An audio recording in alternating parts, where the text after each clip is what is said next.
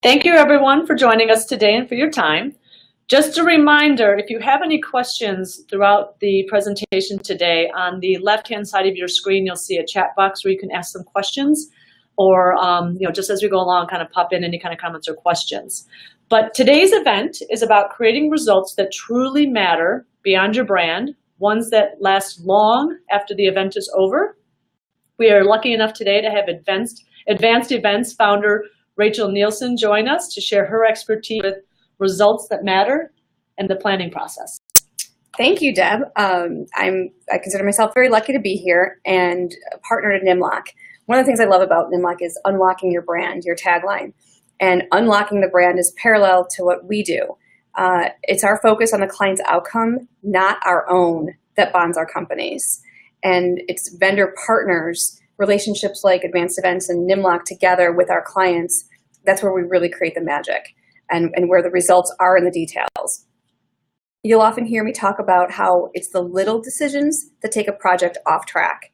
It's not the decision to do something that's hard, it's the incremental decision along the way and the small details that take something unknowingly off course. So let's talk about, thank you everybody for joining. Looks like we've got a great crowd here. I'm seeing all the names pop up. Hi everybody. So why do I have the privilege to talk to you today? For those of you who I don't know already, my privilege comes from the invitation from Deb, because we share and we're aligned on our philosophy. And having those team of vendors and people around you specifically that listen, and then we do on behalf of our clients. It's not just about selling something, it's about getting their results that matter. Our philosophy is to start with the end in mind, to be super clear and aligned on the outcome, and then hold the planning accountable to that specific result that matter. When every decision is being made that keeps you on target for that desired outcome. And trade shows are a large investment. It's a big piece of the marketing budget. It's crucial to make that investment last. And for us, we don't look at trade shows or any event as being an 8 to 10 hour event. We look at it as an opportunity to control a message. And we'll talk more about that later. And why we partner with Nimlok is because we look at the message, the strategy, and whether or not the design and structure are supporting that. So it's from event to beyond your event. Again, the trade show industry is probably one of the good beasts of the event world. There's a lot of things that feel like they're working against you and a lot of obstacles that get in the way. The process we're going to talk about is designed to help you cut through that chaos, drive those strategic results to advance what's most important to the business. So let's talk about 7 out of 10, right? And this is a dialogue, so please send in your questions. Deb and I know this material inside and out, so we'd love to have your questions. Go ahead and try to stump us. It's 7 out of 10. The problem with 7 out of 10, most executives would be thrilled with 7 out of 10. Sports teams would certainly consider that a fantastic season, especially my son's Little League season. I'm glad he's not listening. But let's look at what happens over the lifetime of a project. All of a sudden, 7 out of 10 means you're missing a third of your outcome. You can't stop with intention. You can't stop with intention. Like we were just discussing the other day, the philosophy related to the client's double-decker booth. Their intention may be to have a great, brand new, extremely eye-appealing experience, but the execution of that may fall short. Right, the double deck booth is a really good example here of the 7 out of 10. So what we often see is that clients in the planning stage will just jump right into double deck because we need to be bigger and better than everybody else. So boom, right there, they're not even focusing on the planning stage and what the goals are. They just automatically assume if I get a double deck, it'll be fantastic. So right away, they're not thinking about the planning stage. They're too worried about letting this impressive size get in way of important questions like, why are we doing it? What's going to happen on the top of the double deck? How are we going to get traffic to drive up there? So what ends up happening is companies will spend all this money on this structure. And for those of you that have ever invested in a double deck, it is thousands and thousands and thousands of dollars to have that double deck erected by the union labor. So it is not a cheap investment at all. So these big double deck booths, while they're definitely large and they could draw attention. They're not fully engaging the audience though. So now you're jumping to the design stage. You're already behind the gun. You're already only at 70% of what you really wanted to accomplish at this goal or at this show. So now audiences do show up to your booth space, but there's no reason for them to go up to the top level. You haven't done enough to make sure that they are compelled to go upstairs, to have a bigger in-depth conversation with you. Instead, they spend a few minutes on the main floor area and then they quickly move on. Because it's a little intimidating just to walk up to a staircase and wonder what's up there. So again, in the design phase, let yourself down again by not really planning out what's going to happen on the top of that double deck. So if one of your goals is to have a large presence at the show, that's fine, but it doesn't necessarily have to be through the use of a double deck. There's many other platforms, sponsorships, things like that. But your main goal should be to engage with your audience and leave a memorable impression. So no big double deck booth, no matter how gorgeous it's designed, is going to do that for you without the other pieces of the puzzle coming together. So at the execution stage, you show up on day one, booth looks gorgeous, it's fantastic, but right there, as you see on this slide, you're at 30% of what you really wanted to see happen at that show. And it's a major letdown for you at a very, very expensive price. So again, all along the way, you should be saying, we want a double deck for people to come up and have private conversations. Okay, well then in the design phase, your salespeople better be scheduling those private conversations. Mm-hmm. So when somebody shows up, they can walk up and can have that meeting, and therefore the execution, you're at a 10 out of 10 out of 10. So make sure all your goals are aligned, and that way you can get that 10 out of 10 mindset. Well, and Deb, I love how you mentioned the ego getting in the way of business results. And even once you get upstairs, what happens once the wow, wears off? It's absolutely true. And getting ahead of adopting the right structure that foreshadows results before they occur. So the double-decker booth is a great example of when intention doesn't follow through with execution. And we talk about having a process, a very simple process to align, navigate, and calibrate to generate those results that matter. And it's very, very simple. Aligning is getting all of your stakeholders on the same page, understanding what you intend to accomplish, and really defining what that is, because there's a lot of ways to define big presence at a show, right? What does that presence mean? And we'll get into communication by audience in a little bit, but really, really understanding that stakeholders are on the same page and agreeing at an organizational level on the specific outcome. Then you putting the plan in place to navigate specifically to those results. Now, both of these things sound commonplace. Yes, we know what we want to accomplish. Yes, we have a plan. The challenge is who's calibrating that. How are you or are you, not just at the executive level, but at the executional project planner level, to use the data along the way, use your budget, use your information, use your vendors to make sure that your approach is delivering that intended result. We call that holding the process accountable to the outcome. So often the outcome is held accountable to the process, or vice versa, excuse me. So often it's that, did we get what we want? We're going to find out later. We find out if we're getting what we want by foreshadowing it. We can see already up front. So here's a quick case study example. We had a client that was in a very tumultuous industry, and the merger of two organizations was happening, and the leadership had to be cohesive. They were using this industry trade show, a very significant show, to launch that this is business as usual, business bigger and better than it ever had been. They were increasing the booth size from a 10 by 20 to a 20 by 20 in order to add for small group, deeper conversations.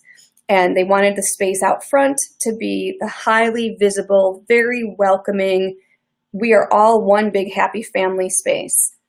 And the back area was supposed to be some multi-purpose area spaces so that they could have those deeper conversations, much like you were referencing for the double-decker booth. So this is a great idea. The intention is on target. But now listen to how those little decisions sabotage their efforts. In the design phase, there was a budgetary decision to use opaque walls. Even though there are so many other options, I'm sorry. I absolutely have to stop for a minute and say this was not a Nimlok booth. Oh my gosh! Before I go off to target here, this was a situation where our company came in very late, and we were not using Nimlok in this situation either. But there was opaque walls were in the design phase. The executive leadership team went with a budgetary decision to only use opaque walls, even though there were so many other options available to them. And the problem is that people could not see who were in those meeting rooms. And really specifically, there were great conversations going on in those rooms, but the larger audience wasn't witnessing the laughter or the ease of conversations. Rather, what they were seeing were select executives coming out of a dark room, closed doors. That sends the exact opposite message of what they were looking to do. So here they could have been supporting the goal of communicating a cohesive and functional relationship, and in fact, they were communicating exact opposite.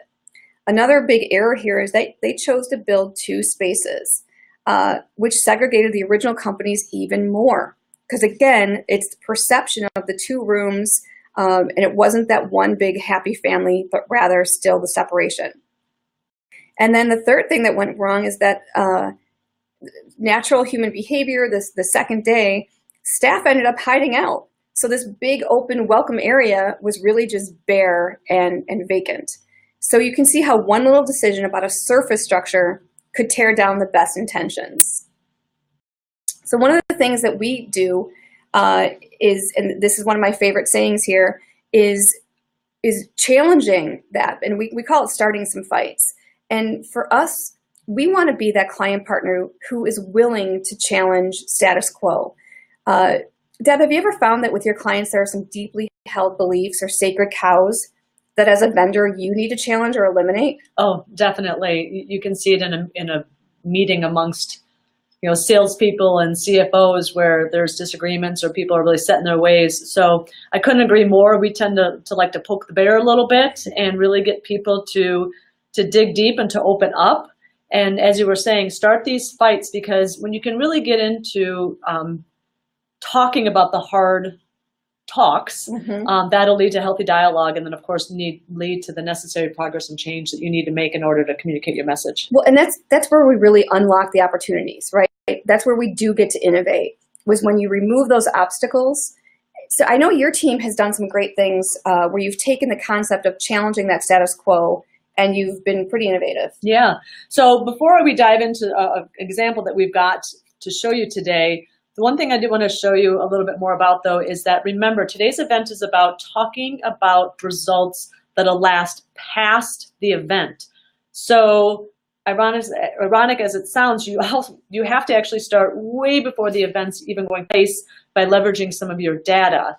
And what we're talking about here is to make sure that you are focusing on the activities well before the event. And that starts with doing social media activities and making sure that all the channels you're using are the ones that are relevant to your audience. Make sure that you're tagging valued clients and prospects, inviting them to visit. So again, months and months before an event, you should start this buzz already. And you should start to watch it. Are people being engaged? Are they responding? Are they excited to see you in 3 months and 6 months, whatever it might be? So as you're sending out all this social activity, you can see what's sticking and what's not. Also try to get some good PR mentions well before the event. So depending on your event, it can be tricky to get media coverage, but don't let that stop you from trying.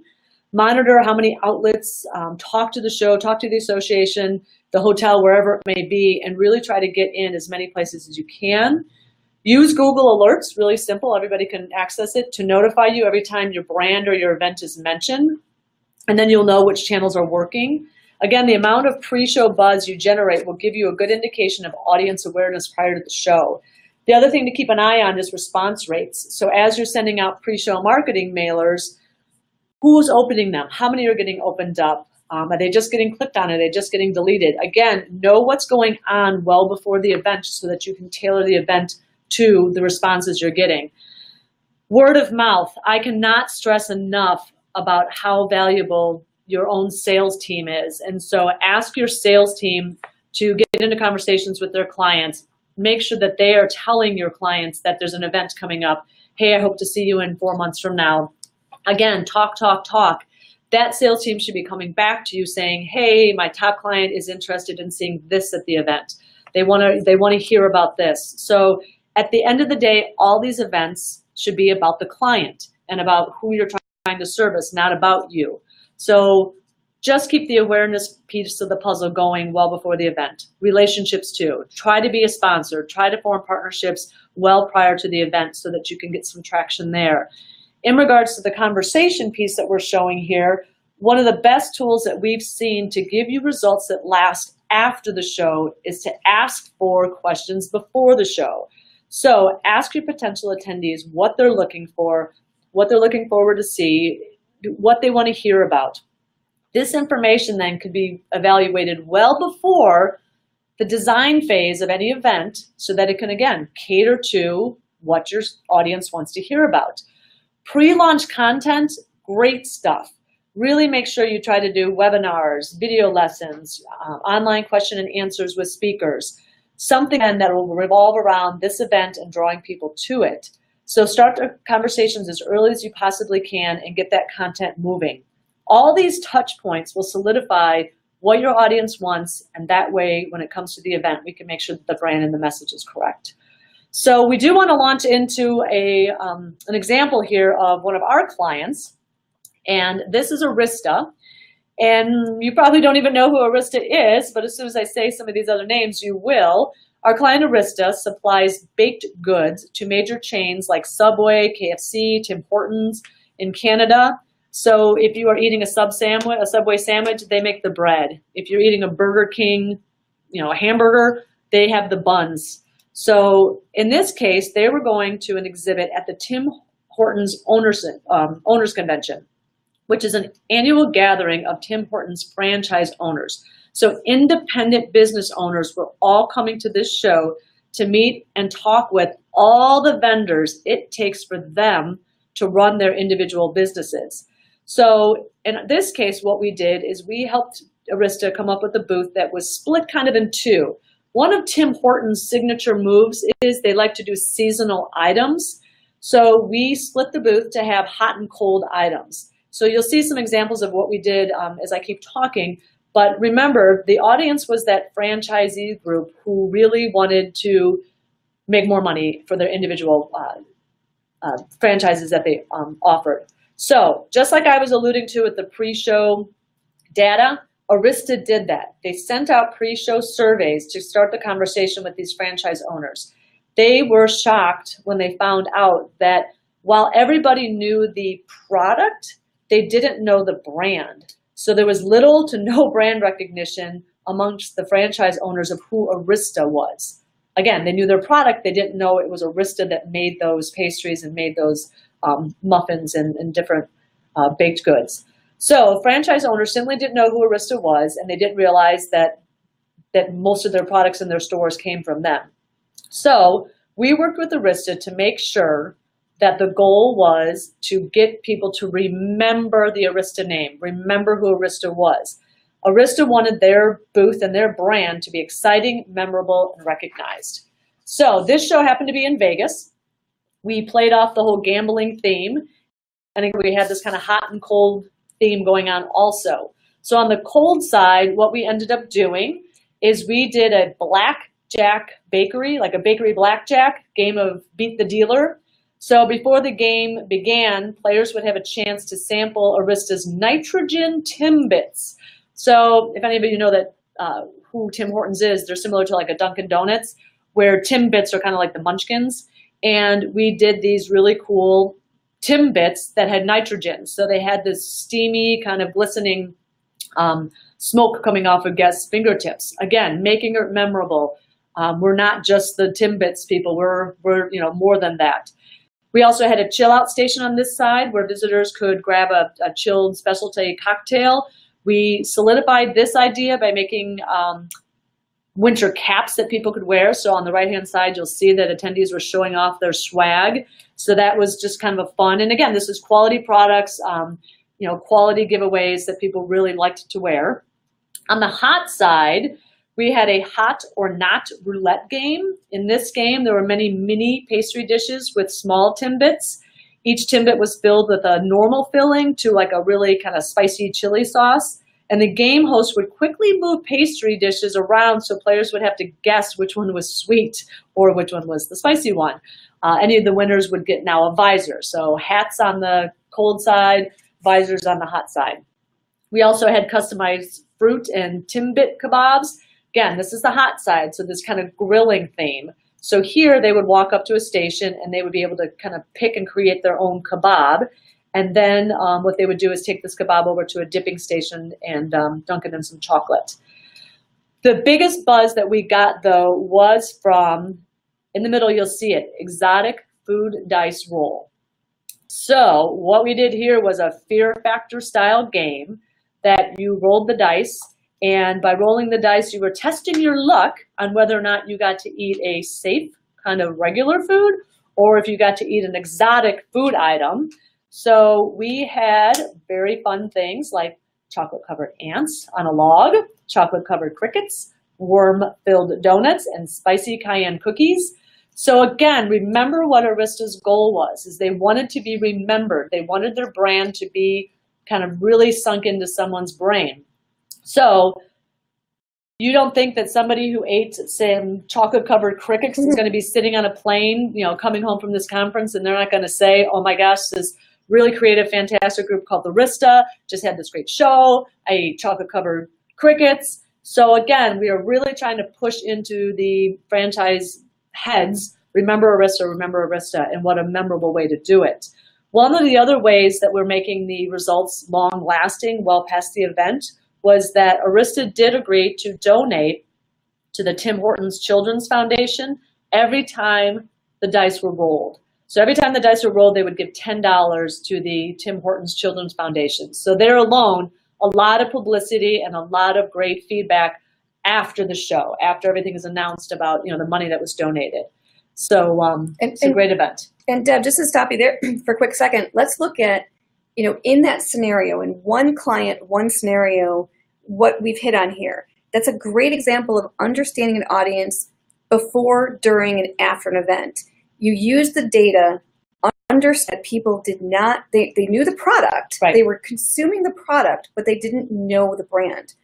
You use that data that you had before the show to do something to really give an experience so that now people have experienced the brand and it's changed their perception. They've become brand ambassadors now instead of just understanding, yes, there's a logo there. Yes, they're the people who make the buns.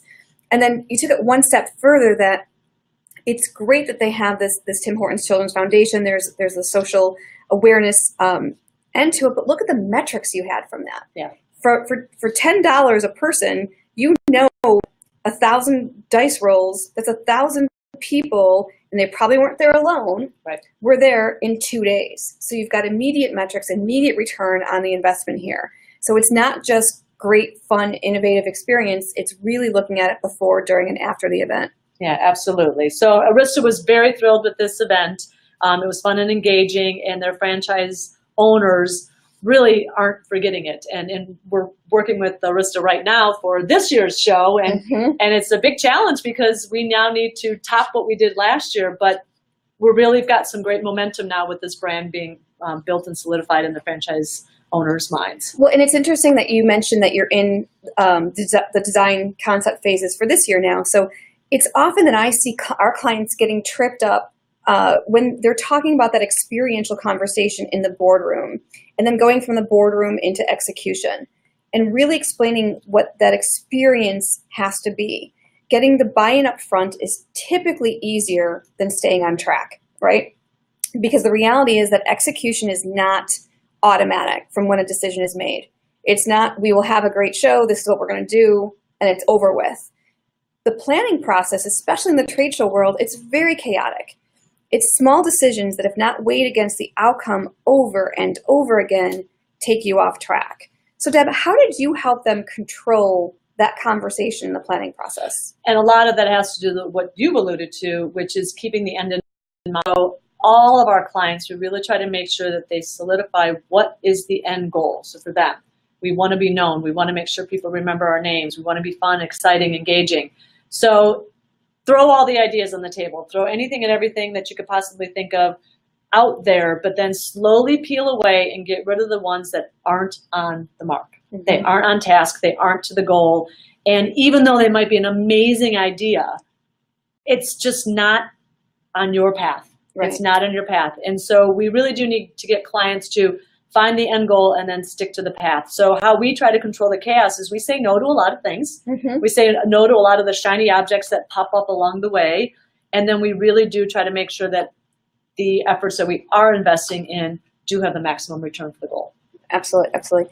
And this is a really important part. We talk very often that we want the best ideas competing for resources. Yes. Right? When we have that calibration of what is the end result, all of these ideas are held up against that. We call that keeping the planning process accountable to the outcome. And often, again, it's vice versa. So to take it one step further, we look at every aspect of a plan for any event to make sure it's supporting and not sabotaging the end game.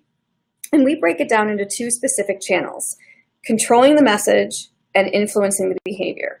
So I've referenced controlling the message a few times now. Let me break it down a little bit further. Let's think about how many audiences does any company have? My company, your company, our clients' companies.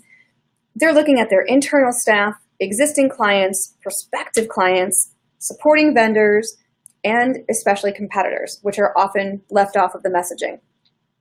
Each one of those audiences has a different experience of the company and the brand. And we're trying, this is all about business results, right? We're trying to generate something. We're influencing behavior. So each one of those audiences has a behavior, a belief, or an action that we want from them. So what we do, what we say, or what trade show exhibit properties are there are all influencing that outcome. And for us, it's all about telling that story to be a very specific, crafted story, the one that our clients wish to tell each one of those audiences.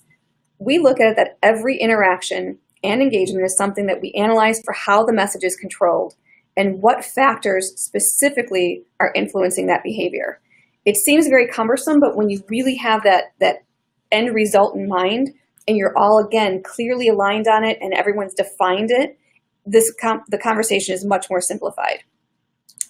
Every event matters. Every engagement matters. As you saw with Rista's example, that was a story no one could resist. That was a case of people coming back to the booth day after day because they understood exactly what you were doing. Yeah, it definitely is great to see when people do put good energy and good momentum into a show to see that they get good results from it. Right, and especially their money. Like, they need to know how their money was spent and what they were getting for it. Like, yeah. And it's something that we always tie back to the budget and those resources, really supporting exactly what they're trying to do. Right, and people have to remember that storytelling isn't disposable. We live in such a society right now that everything is just, you eat it and it's done, and you tweet it out and it's done. But to build a brand is to tell a story. Absolutely. And it starts so far and from the beginning all the way till past the end, and how you keep it going. So, and everybody telling the same story. Yes, everybody exactly. On the same page. Yeah. So it is disappointing in our world when clients come to us and they just want us to build something. They wonder how they spent their money. And then they wonder why they're not getting return. Well, this isn't just a build it and they will come. This is definitely a story that has to be told before, during, and after the show. Absolutely, absolutely. So we're going to take this into the dialogue part of the conversation. Just to kind of wrap things up, please send in your comments. Use the chat button top middle of your screen. Please send in some more questions. We've got a few coming in. I have not read all of them because I was too busy listening to Deb. But the quick key takeaways, that it's really about being strategic from the beginning and intentionally using data to control the message and influence that behavior. The second sounds very simple, about keep innovating. Innovation is a very, very savvy word being thrown around a lot here. For us, it's really about not being afraid to challenge how things have always been done, eliminating those sacred cows, starting some fights for the sake of the brand, and for the sake of growth. Growth, yes. And people say they want to innovate, but is that making you grow? Like, what does that mean? So you really want your brand to always be growing and evolving. Exactly. For whatever that growth means at that time. Exactly. Like it could be a new audience. There's so many ways of interpreting it. It's not about getting caught up in the details. It's getting caught up in being very specific. And probably the most important for me isn't even our phrase of start with the end in mind. That's very easy and memorable. Working backwards, very logical, makes sense. For me, it's about checking in along the way. Yeah. Are we still on target? Because the answer might be no. And the best time to have that no, we're not on target is before, not after. Exactly. And remember, you can't do any of this alone. So as much as, people are mavericks and people think they can, handle everything, you really can't. When you're going to grow a brand, promote an event, and have a successful, trade show or event or whatever you might be doing, you have to bring in all the key members. So joint partnerships are critical. Your marketing team, your sales team, your vendors. Surround yourself with a really amazing, and that'll aid in the success. So we're going to answer a couple questions really quick here. Okay, we're just reading. Apologize. Here's a fun one. So what other examples can we share of clients' event plans that were not designed to reach all of their goals? That's a really good one. One of them is, actually, I consider this part of the design phase, and feel free to disagree with me, Deb, but talking points. Like when your staff isn't designed to actually support your messaging, right? We have all of this message that we're trying to control by audience, but if the staff that's internal isn't understanding what you're trying to communicate, losing that opportunity.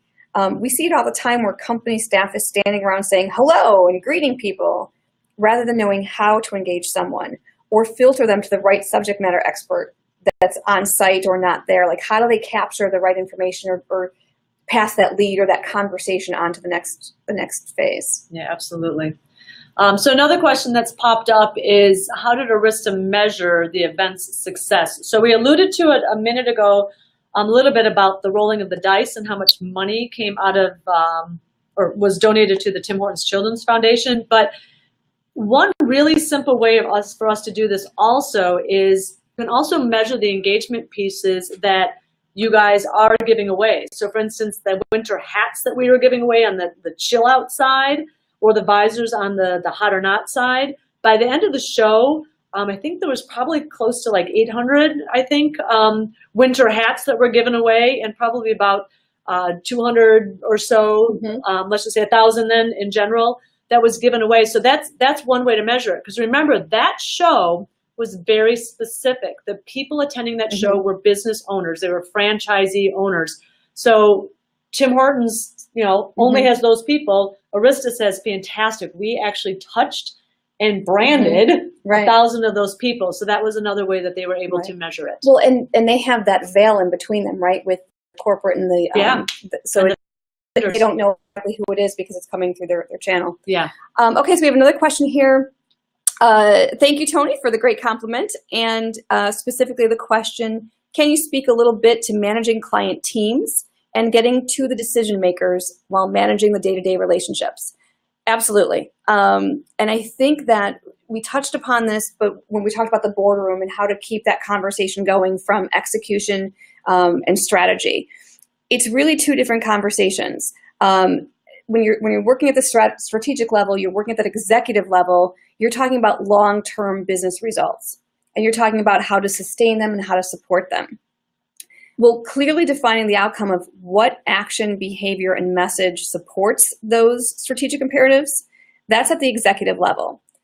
But you need to have that clarity on the outcome, which is what you utilize to rally your vendors, to rally your your execution team, to rally your venues, your support staff. So the day-to-day relationship is really more about getting it done. But then when there's a bump in the road and you need to look at budget, you need to look at a different way of doing something, the execution team or the vendor partner is armed with data to go back to the executive team and talk their language. Your result that matters is jeopardized because of XYZ. This is the route that we are recommending we take, and it's going to have this kind of impact. If we don't do this, it's going to have this negative impact. So it's really empowering the team, the execution team, to make those incremental decisions along the way, the day-to-day important decisions that keep you on track, but it gives you a language to speak to the executives.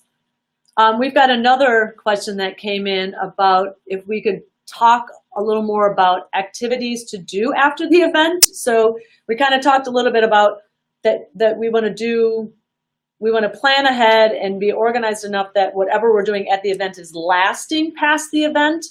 But this is a great question, and probably could be a whole nother presentation, which is after the event is over, yes, you do need to still, kind of go back and reference things that you've done. So you can go back through emails, you can go back through your sales team checking in and calling all those people that possibly attended the show. There's a lot of activities like that. If you did have any kind of speaker that was at the event, you could consider doing some kind of white paper or some kind of LinkedIn article that your salespeople could send out to everybody. So there is a plethora of ideas that can be after the event is over, because it's very common after a big event that everybody's like, woo, wipes their hand and they're out of there and they're going to take a break. But shove stuff in a box. Shove stuff in a box and you're done, but you lose that momentum. So always make sure that anything and everything that you did show at the event is easily found on your website or through your marketing materials, so that if somebody wants to reference it, they can go back and see it. A lot of different things that we can do. I don't know if you have any other ideas there. What came to mind is using activity after the event is one thing, but one of the other things that has been very, very valuable that we were just starting to talk about offline before we jumped on the webinar is that data research on site. So something that we talk about with our clients is, what other information, let's go back to data, what other information do you need from your audience? You have your target audience here. What do you need from them? So we're always focused on what are we pushing out. Sometimes it's a great opportunity to say, what can we get? What information do we want opinion on new products, new services? Floating an idea. What do you want to see? How is our reputation? Like, arming your staff with those questions of what else you need from this audience is really, really useful. And the savvy companies have a way and a strategy in place of how they're going to retrieve this information. And they use it for either the design of what their next quarter is going to look like, or what their next fiscal is going to look like, their next design stage is going to look like. Okay. We've got, I think, 2 more questions that have come in. The first one is, what do you do if you don't have a budget? And that's the truth for almost every company. Nobody ever walks into anybody's door and says, I have all the money in the world, let's just do whatever we want to do. So it does. But if you do, please call me. My number is.